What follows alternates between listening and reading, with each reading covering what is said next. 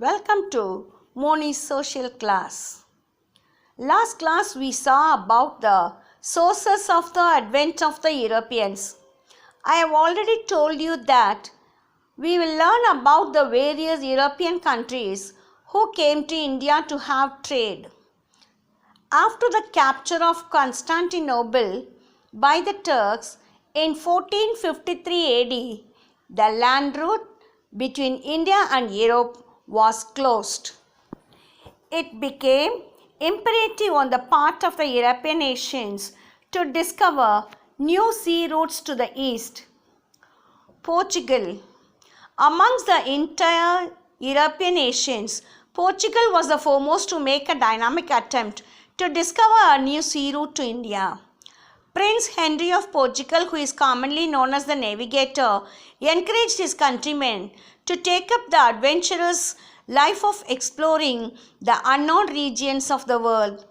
Bartholomew Dias, a Portuguese sailor, reached the southernmost point of Africa in 1487.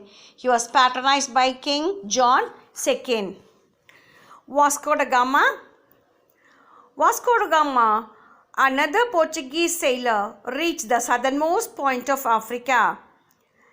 In 1498, he reached Calicut in India, where he was cordially invited by King Zamorin, the ruler of Calicut. Vasco da Gama came to India for the second time in 1501 with 20 ships and founded a trading center at Cananore. Cochin became the capital of the Portuguese East India Company. Francisco de Almeida. In 1505, Francisco de Almeida was sent as the first governor of the Portuguese possessions in India. His policy was known as Blue Water Policy. Next comes Alfonso de Albuquerque. The real founder of the Portuguese power in India was Alfonso de Albuquerque. He captured Goa from the Sultan of Bijapur in November 1510. In 1515, he established the Portuguese authority over Hormuz in Persian Gulf. He encouraged the marriages of the Portuguese with the Indian women. He maintained friendly relations with the Vijayanagar Emperor.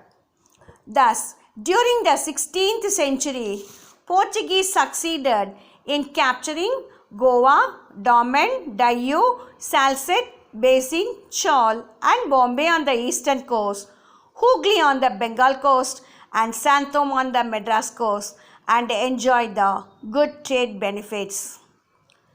Next comes the Dutch. The Dutch followed the Portuguese into India. In 1602, the United East India Company of Netherlands was formed and it received the sanction of the government to trade in East India. After their arrival in India, the Dutch founded their first factory in Masulipatinam. They also captured Nagapattinam near Madras from the Portuguese and made this place as their stronghold in South India. The most important Indian commodities traded by the Dutch were silk, cotton, indigo, rice and opium. The important factories in India were Pulicat, Surat, Chinsura, Kazim Bazar, Patna, Nagapattinam, Balasore and Cochin. Next comes the Dutch in Tamil Nadu. The Portuguese, who established a control over Pulicat since 1502, were overthrown by the Dutch. In Pulicat, the Dutch built the fort Gelria in 1613. This fort was once the seat of the Dutch power. The Dutch established their settlement at Pulicat in 1610. Diamonds were exported from Pulicat to the western countries. Next comes the British. On 31st December 1600, Elizabeth, the Queen of England, granted a charter to the Governor and the Company of Merchants of London to trade with East Indies. The company was headed by a governor and a court of 24 directors. Captain Hawkins visited Jahangir's court in 1608 to get certain concession for the company. He secured permission to raise a settlement at Surat.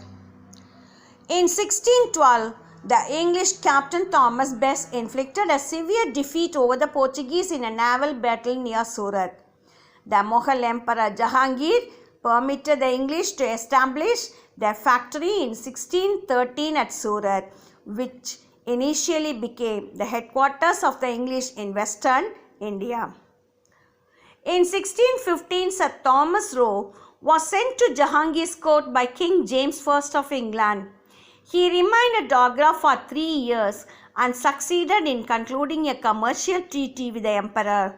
Before the departure of Sir Thomas Roe, the English had established their trading centers at Surat, Agra, Ahmedabad and Broch.